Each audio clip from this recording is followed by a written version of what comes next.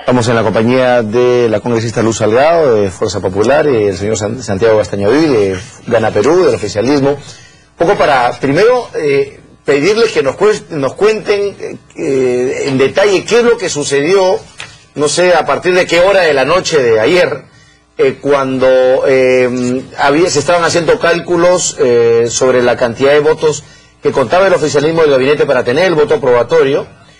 Nosotros teníamos ya conocimiento de que habían varios movimientos políticos, el fujimorismo, el PPC, que habían expresado claramente su negativa, o sea, su opción por el no a la aprobación del voto de confianza, y resulta que de un momento a otro el tema de las abstenciones y la luz ámbar apareció, creció, llegaron a los 60 votos y volvió a suceder, ha vuelto a suceder la misma circunstancia que pasó hace algunos meses atrás, cuando René Cornejo fue con su gabinete a solicitar este mismo voto de investidura y se tuvo que ir una segunda vuelta y empezó la interpretación de que cómo se contabilizan los votos, si solamente los válidos, y con esa discusión que terminó por horas. Pero el asunto es que la pregunta que hay que hacerse ahorita en primer lugar es si este gabinete puede ejercer funciones plenamente, porque hay personas que piensan que no, al no recibir el voto de confianza, no puede ejercer funciones plenamente, emitir normas,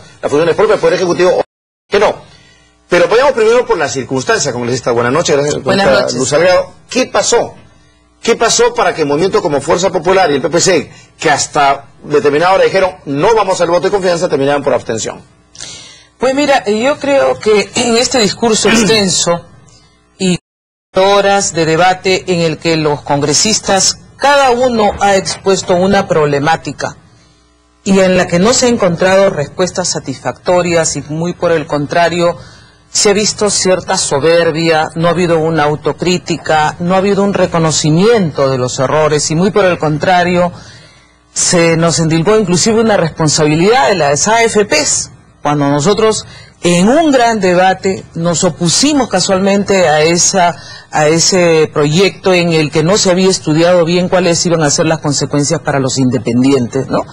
Y ahí están nuestros votos. Les dijimos, van a cometer un error, pero no se nos escuchó. Yo creo que la mayoría, ya no es la mayoría, ha sobredimensionado la contabilización de sus propios votos, que siempre los tuvieron con Perú Posible, con gente de Acción Popular, con gente de Solidaridad Nacional, que también se partió a último momento, porque todos encontraban que lo que se escuchaba eran promesas hasta el año 2015 o 2016, como si estuviéramos en nuestro primer año de gobierno. O sea, ¿qué es esto?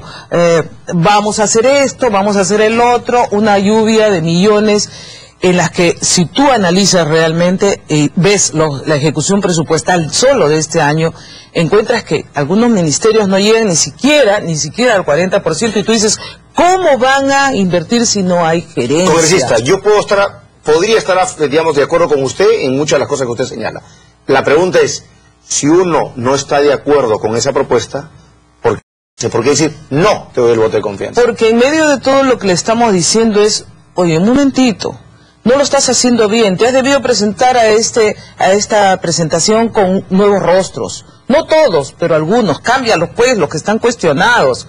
Le estamos dando la oportunidad a la señorita Ana Jara, primera ministra, de decirle, oye, un poco, remoza oxigena tu gabinete, y preséntate con algunos rostros que no están bien vistos, preséntate y en un discurso más concreto, dinos con metas a corto, mediano y largo plazo realmente cómo piensas ejecutar. Pero no me está respondiendo a la pregunta. ¿Por qué? ¿Por qué no? ¿Por qué ámbar? Porque es nuestro derecho constitucional en todas las normas. Pero ¿qué ha cambiado entre la postura del fujimorismo de las 7 de la noche, no sé qué hora, y a las 3 de la mañana? No. Nosotros estábamos en una visión, algunos de nosotros, de votar en contra y otros abstenernos. Pero cuando hemos visto que parte de la oposición también estaba por la abstención, entonces decidimos, bueno, es una oportunidad, démosle la oportunidad y tratemos de salvar esto. Es una forma de decirle a la Jara... O sea, ha sido un cálculo político. O sea, sí, es un cálculo político. Si somos más con ámbar, vamos con la mayoría. Pero desde el punto de vista de la consecuencia, de repente aquí soy excesivamente principista o ingenuo, si yo me opongo a lo que dice la señora Jara, voto en contra de la señora Jara. no me muevo hacia el centro. Pero ¿por qué no le das una oportunidad? Ahora Ana Jara es una de las mejores propuestas que ha tenido. Coincido plenamente con usted. Y teníamos probablemente la mejor operadora a nivel del Así es, y teníamos problemas con nuestra propia gente, porque algunos decían, oye, yo no quiero votar en contra de ella, démosle una oportunidad. La misma Luisa Cuculiza en algún momento dijo, bueno, yo a ella estimo. Esta ha sido la oportunidad que no darle la confianza al Pero final de yo cuentas. creo lo que se está haciendo es decirle, mi primera ministra, arregla tu gabinete, reordénalo, reordena también las propuestas, no nos vengas con una lluvia de buenas intenciones como si estuvieras en tu primer año de gobierno, no. Ponte metas a corto, mediano y largo plazo, dinos qué vas a hacer con las AFP, si no nos echan la culpa al Congreso. Por favor, el proyecto viene del Ejecutivo, ellos tienen la mayoría y saben qué ponen a debate y qué no ponen a debate. Por eso, las mismas normas que mi amigo Castañedú, que está aquí presente, trabajamos juntamente en la Comisión de Constitución para modificar las normas del Código Electoral, de los partidos, no se ven porque no las ponen en orden del día, ya están aprobadas por la Comisión de Constitución. Y eso también parte de un mal manejo, porque nosotros hubiéramos querido que la mesa directiva fuera realmente controlada por la oposición. Congresista Castañedú. ¿Qué tal, Mario? ¿Cómo está? Buenas noches. Buenas noches, gracias por estar con nosotros. Yo creo que es una situación complicada para el Parlamento, y sobre todo porque generas una situación de incertidumbre, porque al igual que tú, yo creo que el gabinete está en una situación de inestabilidad, porque realmente al no recibir el voto de confianza, ellos no pueden, digamos, operar, porque el voto de confianza cumple. O por lo menos ejercer plenamente su función. Claro, porque lo están haciendo. El voto de confianza tiene por final justamente ratificar, digamos, al gabinete designado por el presidente de la República conjuntamente con la Premier. Entonces crea una situación en la cual tú no sabes. Yo hubiera preferido, ¿sabes qué? Votamos en contra. Antes de votar en ámbar, porque cuando tú votas en contra tú ya sabes, digamos, la respuesta, en todo caso sabes las consecuencias y puedes tomar, digamos, decisiones. Pero lo que pasa que esto no lo ha dicho la Junta Salgado, pero en realidad es así. Si el Fujimorismo y el PPC votaban en contra, obviamente la votación se partía, algunos iban a votar ámbar y eran más los votos por el sí. Por tanto hubiera obtenido el voto de aprobación. O sea, a eso me refería yo, que hay un cálculo político. De hecho, ¿no hay un cálculo político. Ya, pero entonces ha primado, pero digamos, pero más allá del cálculo político, que todos los movimientos tienen el derecho de hacerlo, de evaluarlo, de ejercerlo, aquí el problema es que ha faltado, ¿qué le ha faltado al gabinete para lograr la aprobación o para lograr determinado tipo de consenso? Porque le hemos visto a la señora Jara 10 días desfilando con todo el mundo en sesiones de reservadas, de conversaciones. Yo creo desde que es nombrada, digamos, por el presidente de la República como presidente del Consejo de Ministros, ella se ha tomado, digamos, la molestia de visitar a cada bancada, a los líderes de los partidos políticos, a los actores sociales, a los actores empresariales, justamente para generar un consenso, cosa que no se hizo, digamos, cuando fue primer ministro René Cornejo. Entonces, si tú sabes que hay un puentes, en la cual está buscando una agenda mínima para llevar adelante, ahora tampoco se le puede pedir, digamos, a la primera ministra Ana Jara, digamos, cambios cuando recién tiene un mes, cuando justamente se está en proceso de consolidación. Bueno, en realidad no depende de ella, depende del señor presidente y de la señora primera dama, el poner o no poner. Yo creo que el pez muere por su propia boca. Lógico, Ana Jara no puede hacer ni deshacer nada, y es por eso que nosotros estamos llamando la atención, porque esta es una queja de años, de decir, señora Nadine, no se meta usted en los temas del Congreso, ya se metió hasta en la mesa directiva, no se meta con los ministros, ya los ministros han admitido que tienen luz verde de ella, y ahora lo que le estamos diciendo es, empoderen pues a Ana Jara, que puede escoger siquiera 1 o 2 ministros, pero que sean de su confianza, y que pueda ayornarse. Justamente eso viene después, cuando ya tú recibes, digamos, el mandato del Congreso de la República, en el cual te ratifica como primer ministro, de tal manera que tienes que evaluar justamente a los miembros del gabinete y buscar, digamos, yo sí creo que deberían salir algunos ministros. ¿Usted qué considera que debería salir el gabinete? Mira, no me gusta dar nombres, pero bueno, esa es una función. Pero se lo pregunto, ¿sabe por qué? Porque esa iba a ser mi segunda inquietud, o tercera inquietud, era que justamente, aparentemente, la oposición, sobre todo el fujimorismo, está planteando, y incluso el PPC, la salida, entiendo, del ministro de Economía y del ministro Mayorga para lograr la voto de aprobación. Se puede escuchar esa propuesta. Y lo de García Sayán también. Pero yo creo que el problema no pasa por nombre, yo creo que pasa justamente por fortalecer justamente la institucionalidad. Entonces, cuando tú generalmente quieres cambiar nombres y pones otras personas, tienes que hacer consultas al interior del partido, tienes que hacer consultas con las otras fuerzas políticas, con los otros gremios, de tal manera que la persona que tú puedas nombrar, digamos, goce de la legitimidad. ¿Usted sí ve factible ese tipo de cambios? Y va a pasar, digamos, necesariamente. Va a pasar y es normal, pero bueno, primero tenemos que ratificarla con justamente... Pero es interesante lo que dice el congresista, ¿no? Porque él sí está abierto a cambios en el anterior gabinete, ¿no? Estamos abiertos, digamos, a todos los cambios ministeriales, estamos abiertos también a cualquier posibilidad de cambio en las políticas públicas, dentro de la legislación. Por ejemplo, el tema de este aporte de los independientes obligatorio a las AFP. Es un tema que está, digamos, en el Congreso de la República, y la propia ministra Ana Jara ha dicho, es un tema que tiene que discutir el Congreso de la República. ¿Y por qué?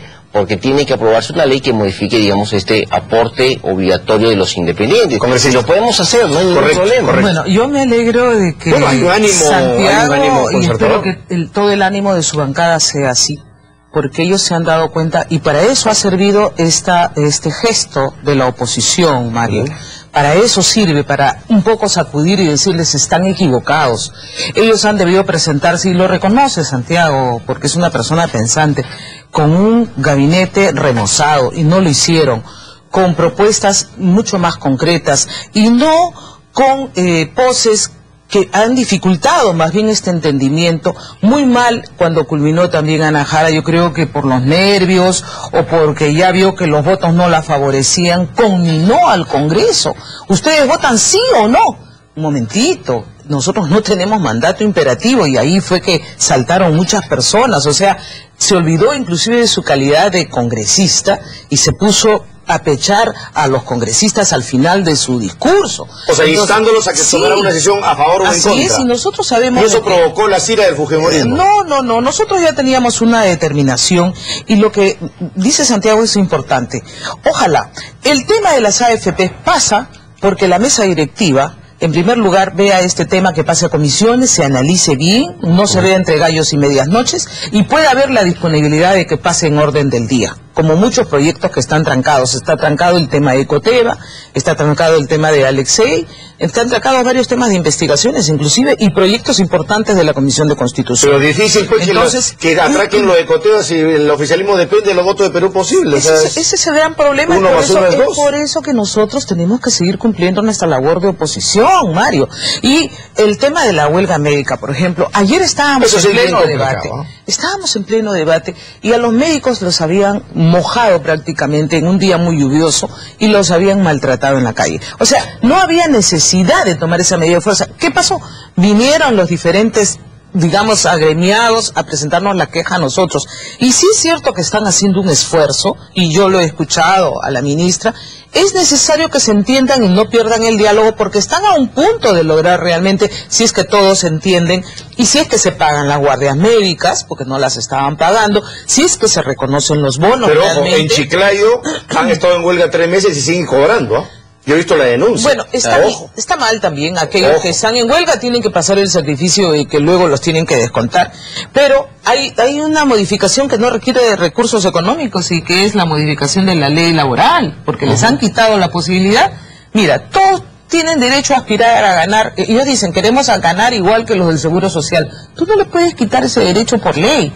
No lo ganará en este gobierno, no lo ganará en el siguiente. En algún momento se podrán equiparar, porque todos queremos que nuestros médicos ganen bien, ¿no? Entonces yo creo que si ellos ponen de su parte, asumen su responsabilidad política, porque ellos son los que están gobernando. La baja en el crecimiento de nuestra economía no es solamente por factores externos. Entonces, como dice en concreto, ¿qué podría facilitar que de aquí a mañana se logre ese voto de confianza? Que ellos tomen decisiones políticas y que hayan entendido. Ustedes ya se las han planteado, ya saben ustedes. Ellos, ayer 15 horas de planteamiento. Cada ministro tiene su tarea. Perfecto. Y el Ejecutivo lo sabe. Mira, ¿de qué depende? ¿Qué van a hacer? Reconocemos por nuestra parte, de repente, torpezas en, digamos, el manejo. De repente reconocemos también que no hemos sido lo suficientemente comunicativos, no hemos tenido operadores para, digamos, comunicar, digamos, todo lo que venimos haciendo, pero lo que no se nos puede acusar es de mala fe. En todo caso, de repente por un exceso de voluntarismo, de querer hacer las cosas bien, porque se han hecho cosas buenas, se han hecho reformas importantes que nadie quiso asumir, que nadie se enfrentó, nosotros que le hemos hecho, y justamente estos 2 años era justamente para implementar todas estas reformas.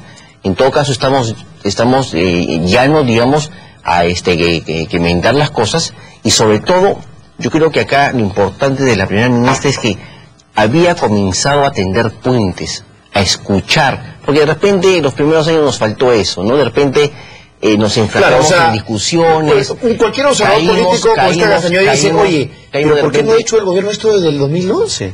O sea, ¿sabe a qué suena? Suena a que es una inexperiencia, lo que yo estoy bien con el gobierno, pero en realidad, ¿sabe qué? Más bien suena a una medida de desesperación ante un gobierno que se siente abogado. Entonces, no me queda más que empezar a conversar con la gente. Pero el problema con Cristian Castañeda es que ya lo intentó Jiménez Mayor. Y el propio presidente... Lo castigaron. Como que se puso al costado. Entonces, esa falta de credibilidad es la que prevalece. Lo que pasa que también se generó con Jiménez Mayor un tema de desgaste político, ¿no? O sea, él mismo sentía como que las cosas no salían, ¿no? Entonces era necesario remozar el gabinete. Pero yo creo que con Ana Jara se está queriendo dar mayor impulso al diálogo. Entonces, está muy bien. Claro, entonces... Por definición está muy bien. Entonces, aquí lo que tiene que, digamos, que hacer justamente la oposición es ayudarnos a sacar los temas adelante. Como bien decía Luz, tenemos que sacar que la reforma de partidos políticos, las reformas constitucionales, pero justamente ayúdenos. Por ejemplo, de la propia bancada, no se dejan ayudar. Creemos que no sí deberían agendarse. De repente en ese momento que esa agenda se ponga en debate. Mesa directiva. Lo que pasa es que la mesa directiva ¿y quién controla la mesa directiva? Gana Perú o los aliados, ¿no? Con Perú. Pero acuérdate que se acuérdate que se priorizaron algunos temas como es seguridad ciudadana. Yo creo que ya esos temas ya están agotados, ya fueron discutidos, fueron aprobados. Entonces pasemos a otro tema, la reforma política. Justamente la reforma política es la que te va a sustentar, digamos. No puedo estar más de acuerdo con usted, congresista. Evidentemente que así como el tema de seguridad ciudadana, el tema de reactivación son elementos esenciales y bastante responsabilidad del Poder Ejecutivo. Ustedes deberían tener el tema de la reforma política como una prioridad a uno. Miren la cantidad de candidatos delincuentes que se están presentando. En este momento. Es la democracia la que se tiene que defender. Es más, en el Parlamento tenemos actualmente 9 bancadas y ponerse de acuerdo con 9 bancadas es sumamente complejo. Pero hemos aprobado la ley de transfugismo, ahí está. La aprobamos en la comisión. Pero falta justamente cuando comenzó, digamos, a discutirse en el Pleno, no contábamos, digamos, con la mayoría suficiente porque es una reforma que requiere la mitad más uno, requiere 66 cortaron el votos. debate, pues. Se cortó el debate. De repente, por eso te digo, hemos actuado de repente en muchos temas con impericia, de repente con torpeza, pero no había una mala fe por parte nuestra. Reconocemos nuestros errores, queremos enmendarlo y creo justamente Ana Jara cumple ese rol, digamos, de tender puentes, de tender lazos para justamente sacar a nuestro país adelante. Bueno, ya está la pelota en la cancha ustedes entonces. Muchos errores, porque el tema de Diego García Sayán también colocarlo a última hora es un momento tan difícil. Es una persona que polariza, tan cuestionada, polariza. A mí me si buscaban nuestros votos, con esto dijeron, oye, ¿sabes qué? No queremos eso no quita que el señor García Sayán para mí tenga dotes profesionales y respetables, pero el tema es que en situaciones como esta uno tiene que buscar, pues, candidaturas de consenso, algo que acerque a los pueblos, no que los polarice, ¿no? O sea, de repente, mira, como tú bien dices, ¿no? Creo que profesionalmente, creo que de primera, tiene experiencia, pero el problema fue el momento de presentar su candidatura. De repente, justamente cuando tenías, digamos, cerca una presentación del gabinete. Es lo que te decía, o sea, de repente falta impericia, de repente falta impericias, mayor manejo, digamos, para terminar el gobierno, Santiago, y nosotros no podemos dejar que las impericias pongan en peligro al país como apóyennos, ayúdenos. Pero estamos apoyando, no se dejan ayudar. Para sacar y la pelota, Mario, no está en nuestra cancha, está en la cancha de quien está gobernando, quien está gobernando. Nosotros estamos advirtiendo las cosas, advertimos Conga, lo advertimos.